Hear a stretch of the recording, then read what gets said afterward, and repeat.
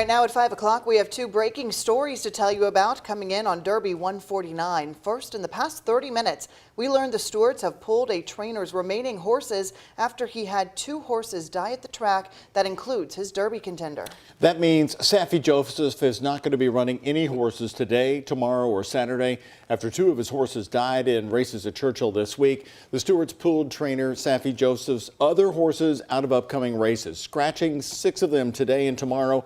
Late today, that also included his Derby horse, Lord Miles, and 2 other horses racing on the Derby Day card, all happening in consultation with state horse racing regulators. The Kentucky Horse Racing Commission's email to WHAS11 News said an investigation is ongoing into the unusual circumstances surrounding these tragic fatalities. Going on to say, for the betterment of racing, the health and welfare of our equine athletes, and the safety of our jockeys, all horses trained by trainer Saffie Joseph Jr. are scratched effective immediately and until further notice. They go on to say this action is taken after consultation with Mr. Joseph and includes Lord Miles, who was entered into the 149th running of the Kentucky Derby. But that's not the only change for the Derby field on Saturday. Another trainer has pulled his horse as well. Sports Director Ken Spencer here now to talk about that scratch and what it means moving forward. And that is practical move. First and foremost, this is a main contender out of the race. Practical move. The Santa Anita Derby winner was the second betting choice this morning before he scratched. Practical Move trained this morning on the track at Churchill Downs, but at some point after his training developed a fever, and trainer Tim Yakteen scratched the 3-year-old. This now opens the door for Cyclone Mischief, trained by Louisville native Dale Romans, who's in the field. Cyclone Mischief has been at 21 all week, and we're just waiting on somebody to scratch. Well, finally this afternoon, the horse came out. We get to draw in. We get a chance to win the race from the also eligibles like last year. It opens it up for us to come in, and I think we're going to run well. Now a little tidbit on Cyclone Mischief. He's finished 3rd in his last 2 starts, the Florida Derby and Fountain of Youth. This will be Roman's 12th Derby starter. Now here's what happens now with the starting position. Cyclone Mischief will break out of gate 20. Practical Move was in gate 10, so all of the horses to his outside just move down a spot. And then with the scratch of Lord Miles, that means Mandarin Hero is now into the field. Mandarin Hero, another Japanese horse. That's 3 horses from Japan now in the Derby field. And this just in, Churchill Downs PR, that would be Darren Rogers at Churchill Downs, tweeting that Saffie Joseph Jr. has been suspended indefinitely by the track. Churchill Downs Incorporated from competing at all track. Decision follows 2 highly unusual sudden deaths of his horses. Lord Miles scratched from the Kentucky Derby. So they're now really using that word, the unusual deaths. And it sounded like from that statement from the stewards that they definitely made this decision for Saffie Joseph Jr. They're taking matters into their own hands. There's an investigation going right now. I remember Saffie Joseph Jr. told me just yesterday that all of the blood work for those 2 horses that collapsed and died on the track came back normal, but obviously the Kentucky Horse Racing Commission Board of Stewards, they want to look into this matter much further. Okay, Ken, thank you very much. Again, this is a developing story. We'll have a lot more on this coming out throughout these newscasts. A major story developing for Derby 149. But today was Derby. Big crowds there today as thousands of race fans headed to Churchill Downs. The track has new renovations and additions this year that thousands of those fans are seeing for the very first time this week. That includes our Taylor Woods. Taylor, we know it's your first Derby. What do you think about Churchill Downs? Well, I think Churchill Downs is great, and let me tell you, the weather is perfect, which has made it a great experience for a first-timer like me. And of course, I'm looking around, I see the fabulous ladies in their fascinators and beautiful outfits, and of course, the gentlemen, they did not come to play with those dapper suits. But I'm here with Heather and Amanda. Heather and Amanda, tell me, why are you here today at Derby? You know, the fashion and the bourbon. The mint juleps, the good times. It's a beautiful day. We're just enjoying the whole thing. Yes, it is. Now, is this your first time coming to Derby? Yeah, first Derby. First Derby and first Derby weekend. We're so excited to be here, but yeah, it's our first time. A first for all of us, I tell you. Where are you guys from? Grand Rapids, Michigan. Yeah, same. Yeah. Grand Rapids, Michigan. Oh my goodness, you're here from Michigan. I tell you, we're just bringing up people from all across the country. Who are you guys here with today? Both here with our fiancés, recently engaged, ready to party. Yes, we love that. Congratulations, ladies. Well, this is what you'll see at Derby. Tons of people walking around, the fabulous fascinators, the gorgeous dresses.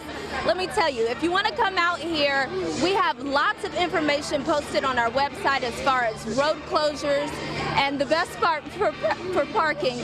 But for now, live at Churchill Downs, Taylor Woods, WHAS 11 on your side.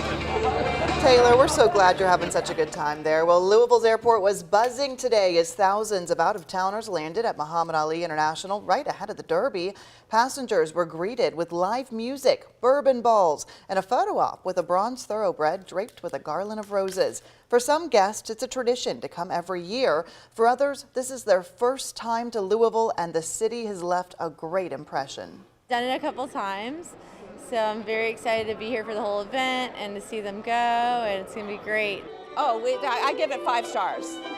We've had an amazing time, and the service, the hospitality, the camaraderie, the spirit of the Derby is really alive and well here. Airport leaders tell us arrivals for Derby started at the beginning of the week and will continue into tomorrow, but Sunday will be the single busiest travel day of the year, expecting 18,000 people to fly out of SDF. Well, as you already know, there are several road closures around Churchill Downs. The most impacted areas are going to be Central Avenue, Taylor Boulevard, and Southern Parkway. A lot of police details there directing traffic. You can find a complete list posted on our website, WHAS11.com. Every day we creep closer to the big ones, Oaks and Derby, and every day the forecast has gotten better and better, Doug. We started off this week thinking that Friday, Oaks Day, was going to be a lot of rain, probably even late toward the Oaks Day race. Now they've taken it all out of the forecast. What is going on, Christina? Well, Doug and Shay, we finally got our short-term models in, and what that does is gives us a better look at what exactly we have to expect. And fortunately for us, the weather's just continued to improve as far as that forecast is concerned. So this is what we're looking at for your Oaks Day tomorrow. We're going to wake up to mild temperatures, actually warming quickly into the mid-50s, even getting to 60 degrees by 10:30 whenever that first race kicks off.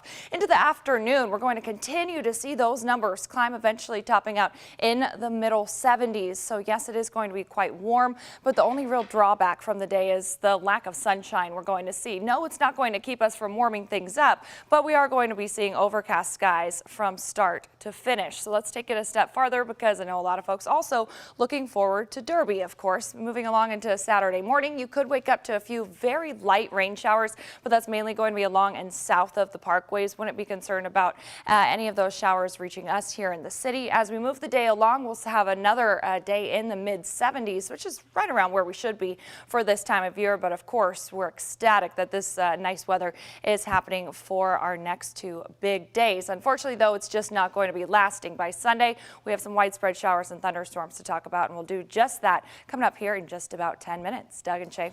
All right, more local news also happening today. A major lawsuit has been filed to block anti-trans legislation from going into effect here in Kentucky. The ACLU of Kentucky filed the complaint in federal court, citing Senate Bill 150 violates the constitutional rights of families. WHAS 11's Isaiah Kim Martinez covered that conference today. Isaiah, we know the lawsuit's on behalf of several Kentucky families. Well, Shay, Doug, 7 to be exact here. Different sets of Kentucky moms, dads, and their children. Some, I'm told, are from right here in Louisville. They all claim Senate Bill 150, set to go into effect in late June, interferes with their rights to get established medical care for their kids. Now, this is something that we've been covering for months now. The lawsuit only targets the part of the law that prohibits gender-affirming care, including puberty blockers and hormone therapy. The ACLU of Kentucky writes that the ban will cause severe and irreparable harm. They say it prevents children from being able to treat gender dysphoria, a condition where kids feel distress when their gender identity and sex assigned at birth don't match. Now, here's the ACLU and also the Family Foundation, each giving their side. These are political attacks from groups with a fundamental opposition to transgender people being able to live openly, freely, and affirmed as who they really are. We fundamentally believe that children should be protected from being physically harmed in the name of denying their biological sex. And the ACLU of Kentucky is specifically suing the State Board of Medical Licensure, the Board of Nursing, and the Secretary of the Cabinet for Health and Family Services. These are the groups in charge of enforcing the ban. The ACLU says in the weeks to come, they'll make an official motion for an injunction to block the ban while the case is litigated. Now, coming up in the next hour, we're going to hear from a 16-year-old transgender girl who's currently on hormones, as well as a law professor on whether he feels this lawsuit has the evidence to make a case. That's coming up right here at 6. Shay. All right, Isaiah, thank you. The ACLU of Indiana has already filed a legal challenge on a similar law across the river. Governor Eric Holcomb signed a bill banning all gender-affirming care for minors back in April. That law goes into effect on July 1st. The ACLU filed the lawsuit almost immediately after the bill was signed. And today, Indiana Governor Eric Holcomb signing controversial House Bill 1608 for Indiana. It requires schools to notify a parent if their child asks to go by a pronoun or name different from what matches their gender assigned at birth. And in a surprising move happening out of Lexington today, a Fayette County judge closed a pretrial hearing for the former UK student Sophia Rosing.